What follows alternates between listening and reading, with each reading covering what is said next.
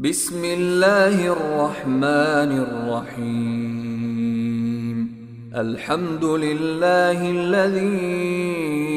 أنزل على عبده الكتاب ولم يجعل له عوجا قيما لينذر بأسا شديدا من لدنه ويبشر المؤمنين الذين يعملون الصالحات أن لهم أجرا حسنا ماكثين فيه أبدا وينذر الذين قالوا اتخذ الله ولدا ما لهم به من علم ولا لآبائهم كبرت كلمة تخرج من أفواههم إن يقولون إلا كذبا فلعلك باخع نفسك على آثارهم إن لم يؤمنوا بهذا الحديث أسفا إنا جعلنا ما على الأرض زينة لها لنبلوهم أيهم أحسن عملا وإنا لجاعلون ما عليها صعيدا جرزا أم حسبت أن أصحاب الكهف والرقيم كانوا من آياتنا عجبا إذ أوى الفتية إلى الكهف فقالوا ربنا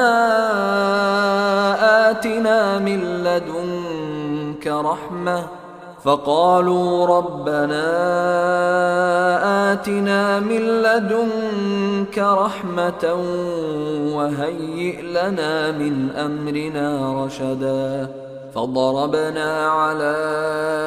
آذانهم في الكهف سنين عددا ثم بعثناهم لنعلم أي الحزبين أحصى لما لبثوا أمدا نحن نقص عليك نبأهم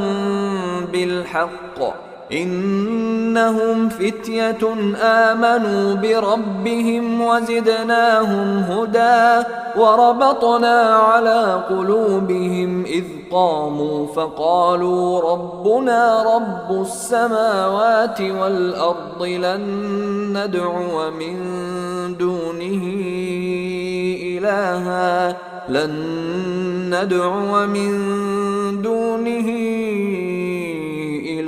لقد قلنا إذا شططا هؤلاء قومنا اتخذوا من دونه آلهة لولا يأتون عليهم بسلطان بين فمن أظلم ممن افترى على الله كذبا وإذ اعتزلتموهم وما يعبدون إلا الله فأووا إلى الكهف ينشر لكم ربكم من رحمته ويهيئ لكم من أمركم مرفقا وترى الشمس إذا طلعت تزاور عن كهفهم ذات اليمين وإذا غربت تقرضهم ذات الشمال وهم في فجوة منه ذلك من آيات الله من يهد الله فهو المهتد ومن يضلل فلن تجد له وليا مرشدا وتحسبهم أيقاظا وهم رقود ونقلبهم ذات اليمين وذات الشمال وكلبهم باسط ذراعيه بالوصيد لو اطلعت عليهم لوليت منهم فرارا ولملئت منهم رعبا وكذلك بعثناهم ليتساءلوا بينهم قال قائل منهم كم لبثتم قالوا لبثنا يوما أو بعض يوم قالوا ربكم أعلم بما لبثتم فابعثوا أحدكم بورقكم هذه إلى المدينة فلينظر أيها أزكى طعاما فليأتكم برزق منه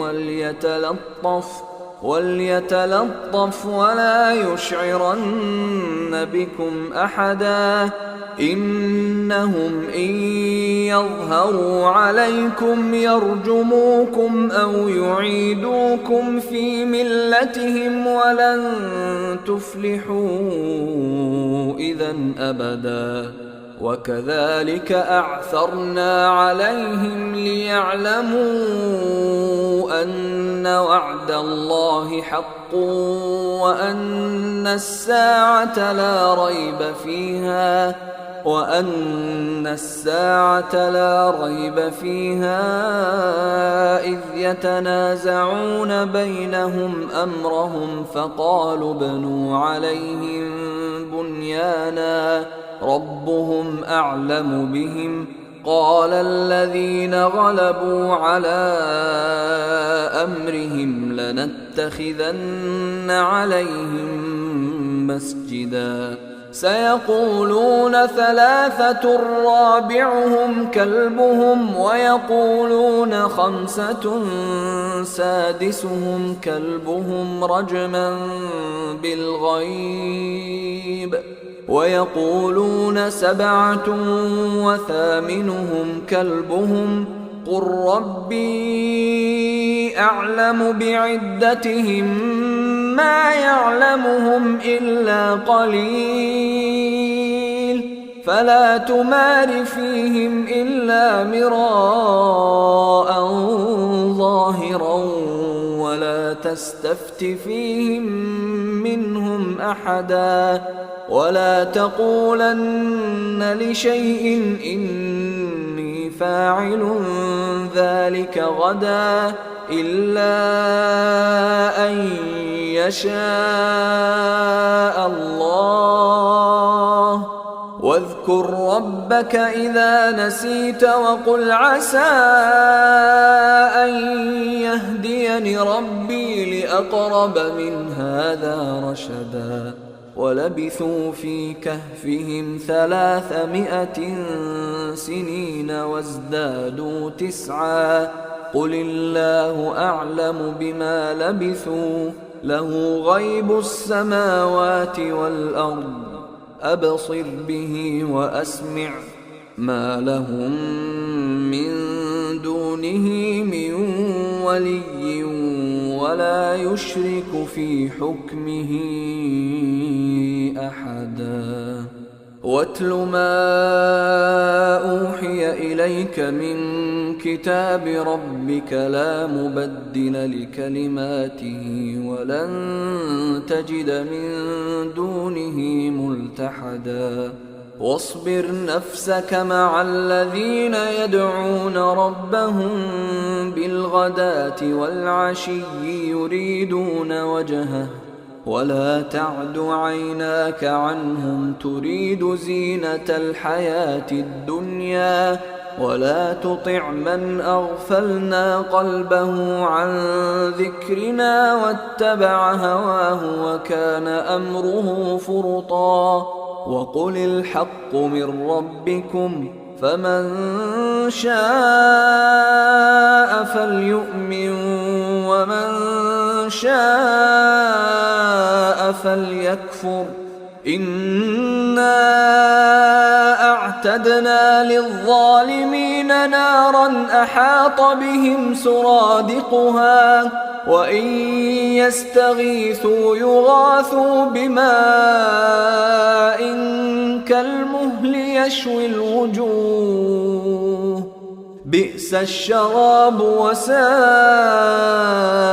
مرتفقا إن الذين آمنوا وعملوا الصالحات إنا لا نضيع أجر من أحسن عملا أولئك لهم جنات عدن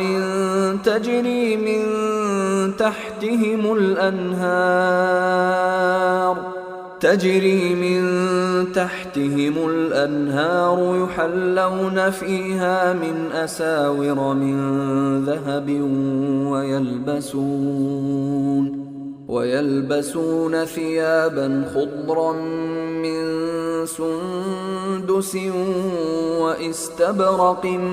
متكئين فيها على الأرائك نعم الثواب وحسنت مرتفقا واضرب لهم مثل الرجلين جعلنا لأحدهما جنتين من أعناب وحففناهما بنخل وجعلنا بينهما زرعا كلتا الجنتين آتت أكلها ولم تظلم منه شيئا وفجرنا خلالهما نهرا وكان له ثمر فقال لصاحبه وهو يحاوره أنا أكثر منك مالا وأعز نفرا ودخل جنته وهو ظالم لنفسه قال ما أظن أن تبيد هذه أبدا وما أظن الساعة قائمة ولئن رددت إلى ربي لأجدن خيرا منها منقلبا قال له صاحبه وهو يحاوره أكفرت بالذي خلقك من تراب ثم من نطفة ثم سواك رجلا لكن هو الله ربي ولا أشرك بربي أحدا ولولا إذ دخلت جنتك قلت ما شاء الله لا قوة إلا بالله إن ترني أنا أقل منك مالا وولدا فعسى ربي أن يؤتيني خيرا من جنتك ويرسل عليها حسبانا من السماء فتصبح صعيدا زلقا أو يصبح ماؤها غورا فلن تستطيع له طلبا وأحيط بثمره فأصبح يقلب كفيه على ما أنفق فيها وهي خاوية على عروشها ويقول يا ليتني لم أشرك بربي أحدا ولم تكن له فئة ينصرونه من دون الله وما كان منتصرا هنالك الولاية لله الحق هو خير ثوابا وخير عقبا واضرب لهم مثل الحياة الدنيا كماء أنزلناه من السماء فاختلط به نبات الأرض فأصبح هشيما تذروه الرياح وكان الله على كل شيء مقتدرا. المال والبنون زينة الحياة الدنيا، والباقيات الصالحات خير عند ربك ثوابا وخير أملا. ويوم نسير الجبال وترى الأرض بارزة وحشرناهم فلم نغادر منهم أحدا. وعرضوا على ربك صفا لقد جئتمونا كما خلقناكم أول مرة بل زعمتم أن لن نجعل لكم موعدا. ووضع الكتاب فترى المجرمين مشفقين مما فيه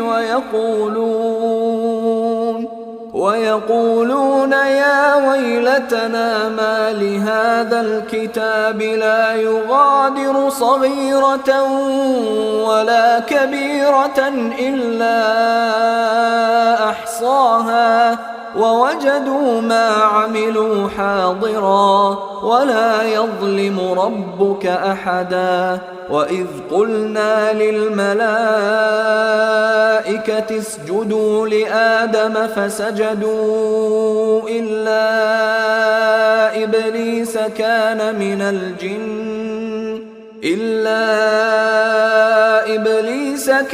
من الجن ففسق عن أمر ربه. أفتتخذونه وذريته أولياء من دوني وهم لكم عدو بئس للظالمين بدلا. ما أشهدتهم خلق السماوات والأرض ولا خلق أنفسهم وما كنت متخذ المضلين عضدا. ويوم يقول نادوا شركائي الذين زعمتم فدعوهم فلم يستجيبوا لهم وجعلنا بينهم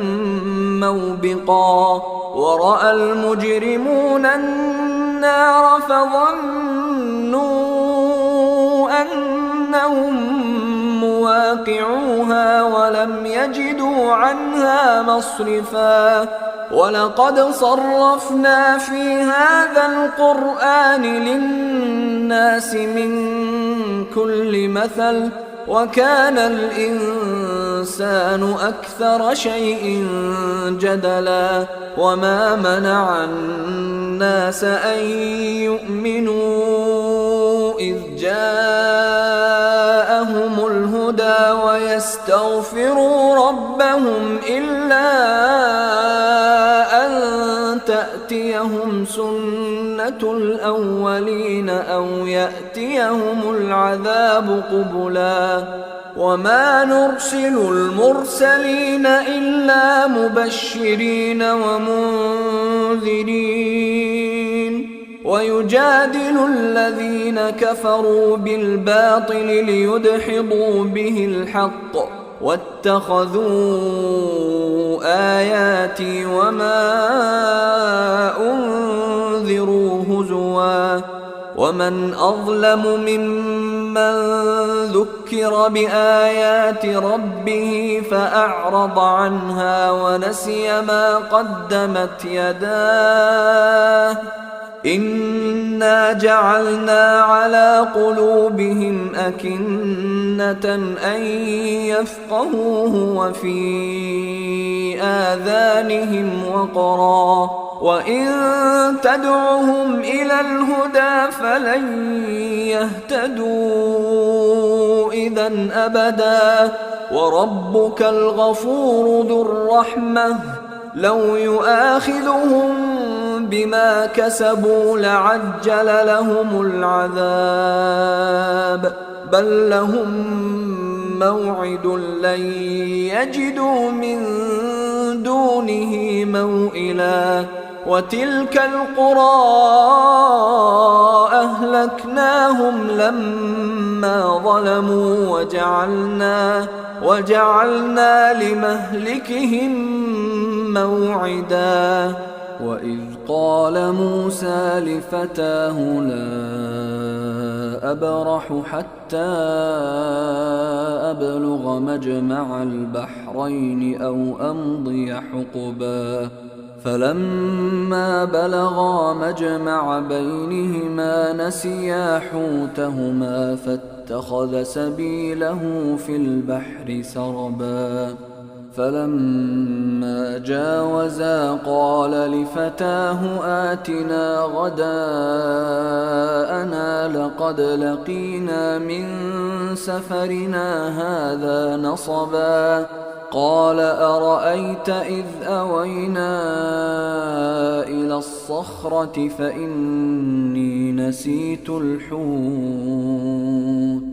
فإني نسيت الحوت وما أنسانيه إلا الشيطان أن أذكره واتخذ سبيله في البحر عجبا قال ذلك ما كنا نبغي فارتدا على آثارهما قصصا فوجدا عبدا من عبادنا آتيناه رحمة من عندنا وعلمناه من لدنا علما قال له موسى هل أتبعك على أن تعلمني مما علمت رشدا قال إنك لن تستطيع معي صبرا وكيف تصبر على ما لم تحط به خبرا قال ستجدني إن شاء الله صابرا ولا أعصي لك أمرا قال فإن اتبعتني فلا تسألني عن شيء حتى أحدث لك منه ذكرا فانطلقا حتى إذا ركبا في السفينة خرقها قال أخرقتها لتغرق أهلها لقد جئت شيئا إمرا قال ألم أقل إنك لن تستطيع معي صبرا قال لا تؤاخذني بما نسيت ولا ترهقني من أمري عسرا فانطلقا حتى إذا لقيا غلاما فقتله قال أقتلت نفسا زكية بغير نفس قال أقتلت نفسا زكية بغير نفس لقد جئت شيئا نكرا قال ألم أقل لك إنك لن تستطيع معي صبرا قال إن سألتك عن شيء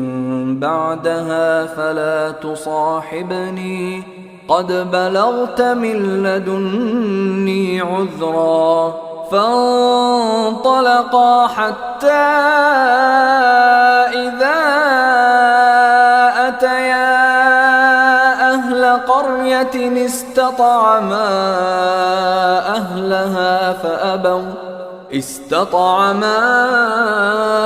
أهلها فأبوا أن يضيفوهما فوجدا فيها جدارا يريد أن ينقض فأقامه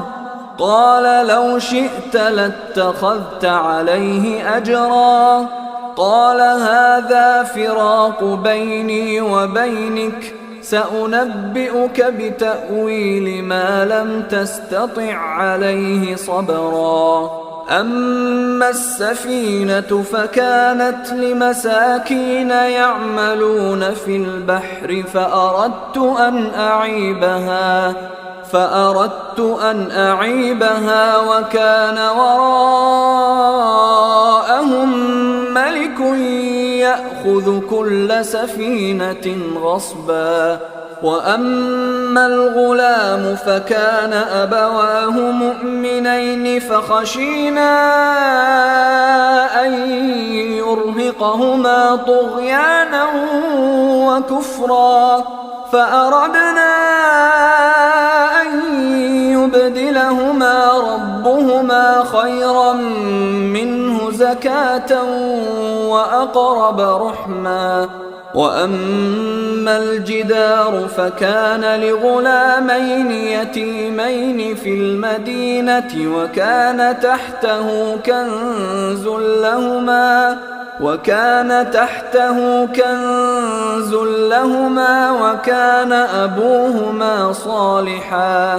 وكان أبوهما صالحا فأراد ربك أن يبلغا أشدهما ويستخرجا كنزهما رحمة من ربك وما فعلته عن أمري ذلك تأويل ما لم تسطع عليه صبرا. ويسألونك عن ذي القرنين قل سأتلو عليكم منه ذكرا. إنا مكنا له في الأرض وآتيناه من كل شيء سببا فأتبع سببا حتى إذا بلغ مغرب الشمس وجدها تغرب في عين حمئة ووجد عندها قوما قلنا يا ذا القرنين إما أن تعذب وإما أن تتخذ فيهم حسنا. قال أما من ظلم فسوف نعذبه ثم يرد إلى ربه فيعذبه عذابا نكرا. وأما من آمن وعمل صالحا فله جزاء الحسنى وسنقول له من أمرنا يسرا. ثم أتبع سببا حتى إذا بلغ مطلع الشمس وجدها تطلع على قوم لم نجعل لهم من دونها سترا كذلك وقد أحطنا بما لديه خبرا. ثم أتبع سببا حتى إذا بلغ بين السدين وجد من دونهما قوما لا يكادون يفقهون قولا. قالوا يا ذا القرنين إن يأجوج ومأجوج مفسدون في الأرض فهل نجعل لك خرجا على أن تجعل بيننا وبينهم سدا. قال ما مكني فيه ربي خير فأعينوني بقوة أجعل بينكم وبينهم ردما. آتوني زبر الحديد حتى إذا ساوى بين الصدفين قال انفخوا حتى إذا جعله نارا قال آتوني أفرغ عليه قطرا. فما استطاعوا أن يظهروه وما استطاعوا له نقبا. قال هذا رحمة من ربي فإذا جاء وعد ربي جعله دكاء وكان وعد ربي حقا وتركنا بعضهم يومئذ يموج في بعض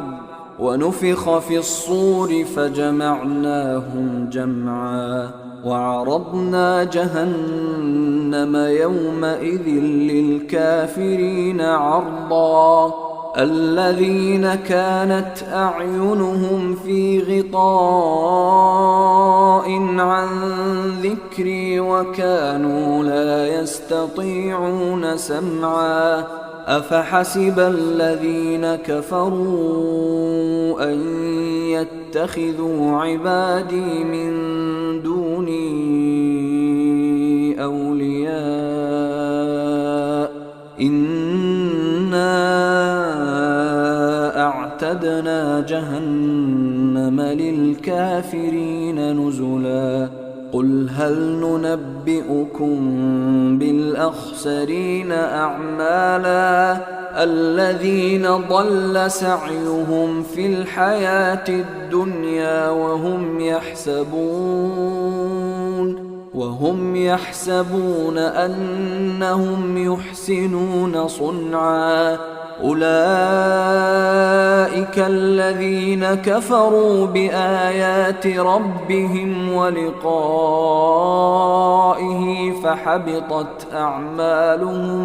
فحبطت أعمالهم فلا نقيم لهم يوم القيامة وزنا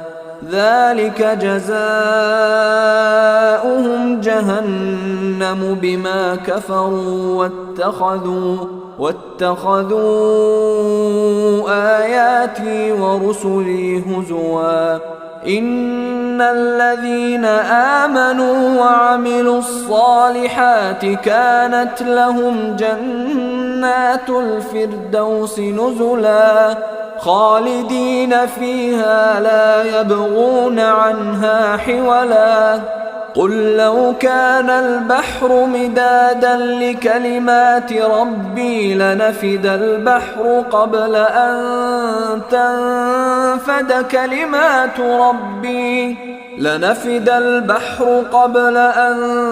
تنفد كلمات ربي ولو جئنا بمثله مددا قل إنما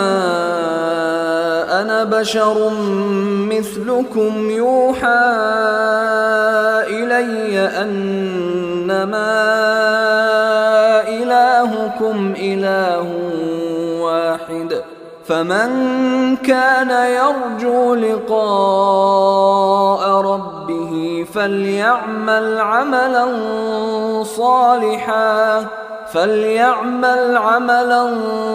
صالحا ولا يشرك بعبادة ربه أحدا.